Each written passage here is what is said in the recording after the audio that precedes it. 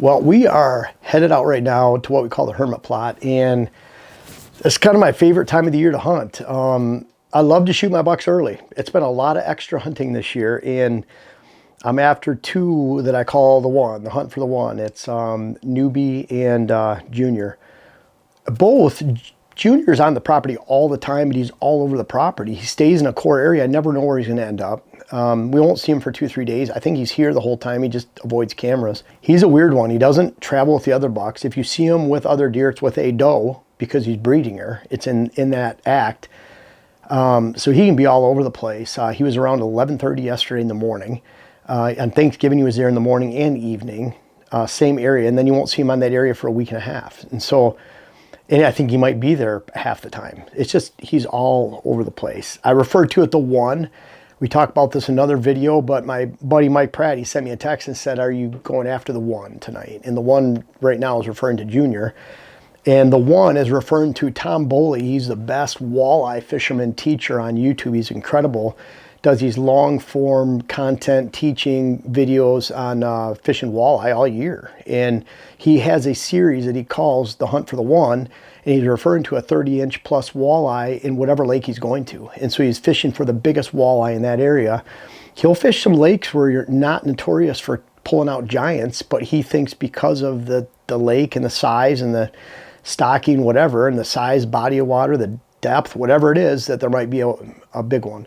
So I'm going to steal that from Tom. I don't know Tom personally in any way, but bottom line is pretty cool. If you're into fishing and walleye, he's the best at it. And we're going out for the one this afternoon, which would be Newbie in this spot. And so Newbie was on the property last night. We got him on one camera. Doesn't mean he's out there tonight. Heck, if Junior walks by, I'd be happy to shoot him too. But those two bucks, both would be counted as the one. They're both 30-inch plus walleye, if you put it that way. Remote food source, unpressured, good pile of does. We're 1 day removed from a giant snowstorm that came in and dropped 10 inches of snow. Calm winds today, south winds, changing winds, and we're going to go out and sit for the one. We'll let you know how it goes. We're heading out right now. And Dylan, do you know, does this look like my normal Rubbermaid container or outdoor spot on the lawn furniture? You've moved. Migrated in. So one of the things when we're hunting this time of year, if we are hunting with a muzzleloader out of a blind, I worry less and less about scent. I worry exactly where the wind's blowing, even in a redneck blind. I worry about where the deer are coming from, but what I don't worry about is how much I smell, because we're in blinds and we're keeping our scent completely away from the deer. I can't afford to take a chance on anything. So I can't say, well, my clothes are clean, they're in a Rubbermaid, you know, that's better or worse. No, I don't want any deer downwind of me. And we set up our blinds accordingly so they're out in the open. We're blowing our scent out into the open tonight. So it's easier for me to come in and I have my clothes right here. I'm hunting every day, my backpack there. So I'll be getting ready inside, which is more comfortable too. So let's get going.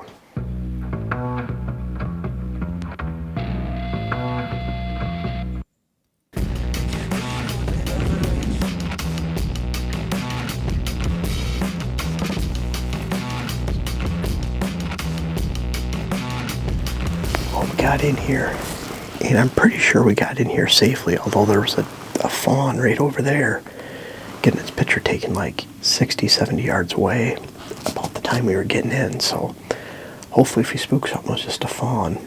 But you know, I sat here last Tuesday, it's Monday today, and saw 18 deer here and 6 bucks, 12 does and fawns. It was, I think, one of my top 2 or 3 best sits I've ever had, you know, as far as seeing that number of deer. But, so if we just spooked one fawn, that's only 1 out of 18, right? So, you know, still could be good. But, I don't like that, but at the same time, it's looking good right now. There's a lot of tracks out there. They're feeding pretty heavy. Tracks all over the snow, and what's really cool is that snow stopped Sunday morning, so it's Monday, and so every track we see is within the last day. And we have fall power greens on the right side, and what they're feeding on is we have tillage radish in there, and then we have annual clover, and the annual clover is really matted and thick. We also have vetch. So they're really digging down to that. It's a lot of mass. And then on the left side out here we have our big Bruce brassica. So we have some turnips the size of softballs or bigger, and then big giant radishes. And then our rut zone, a lot of seeds in there, a lot of buckwheat seeds. But what they're hitting is we have giant tillage radish in there scattered throughout, and some leftover beans too. So they're hitting the tillage radish. We have tons of food out here is the bottom line. So it explains why all the deer are here. We gotta be real quiet in this blind. We have 2 windows open, just a corner window and a front window, but we have to be quiet because one little knock can spook the whole herd. Dylan's got his big lens. He's sitting back in the corner of the blind. So pretty excited about this set, and it's beautiful out. Perfect conditions for wind, everything else. So we'll bring you the sights and sounds. Now the first deer out here was a little fawn I think's orphaned. It's kind of cool because I can see the deer in the reflection of the lens right here, so I don't even need to look over my left shoulder. But that was the first deer out, and then the second deer is a little yearling. What does it look like, a 4-point, 5-point little thing? And that fawn is tiny, really tiny. We've seen her around this food plot, another one around this area, especially on the cameras, all season. She's orphaned early. He keeps looking in different directions, staring pretty good, even walking towards it. So it makes me think there's more deer coming in, but a pretty good set so far. And we're still, oh boy, we've got to be hour and 45 minutes. Yeah, about an hour and 45 minutes from shooting light. So to already have deer out here right now is a really good sign. So, and he keeps staring in different directions. 3 different directions he's staring in. So I'm hoping that means we're gonna have 3 piles of deer coming in.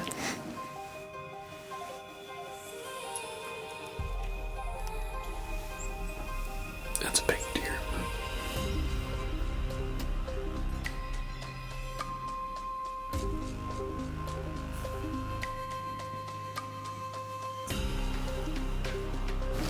Well, we had 7 out there. He's a beautiful 4-year-old 7-point. I know a real original name. But he's one that, you let go to 6 or 7, he could just be a monster. He's really heavy mass. Pretty wide too. Yeah, he's only 7, I don't really care. He's just one that could probably make it to that 5-6-year-old, and we'll see what happens. But we've seen 4 bucks tonight, a doe and 3 fawns out there, and they're all feeding within 150 yards, 125. We still have a full hour to go, so looking really good.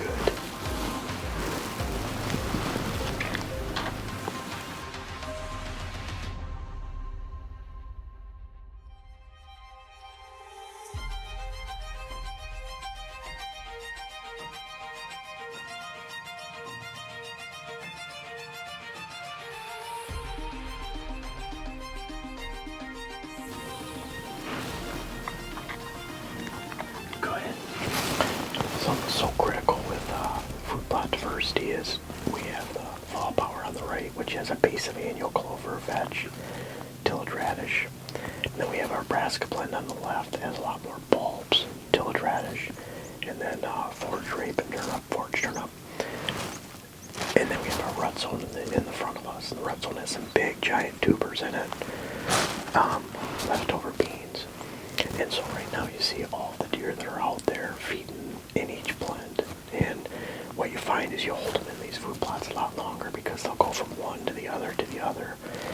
And they're getting that diversity, so it keeps them in your food plots longer and makes your food plots more attractive. But a huge amount of volume out there that the deer are enjoying and we're enjoying watching.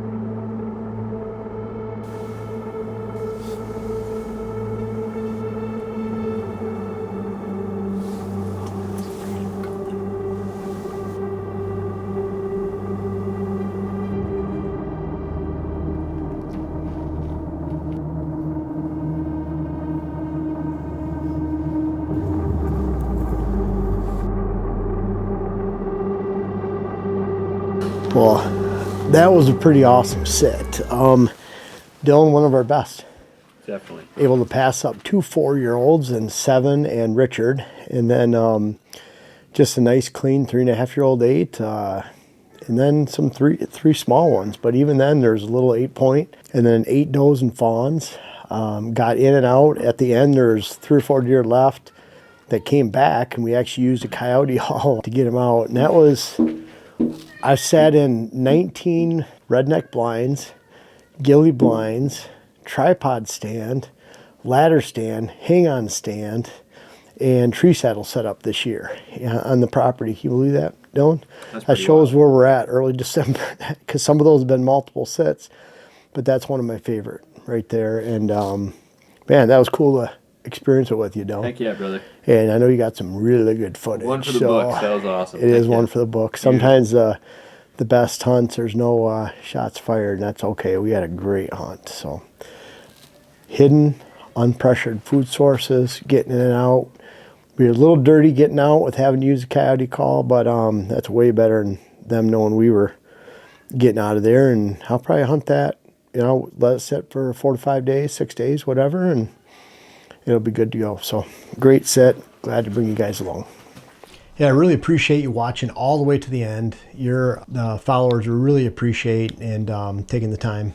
I wanted to mention we have our last minute food plots you can check out at Pure Wildlife Blends. We have a lot of different seed varieties, especially our fall power greens. We have ways to establish clover this time of year, rye, a lot of different goodies.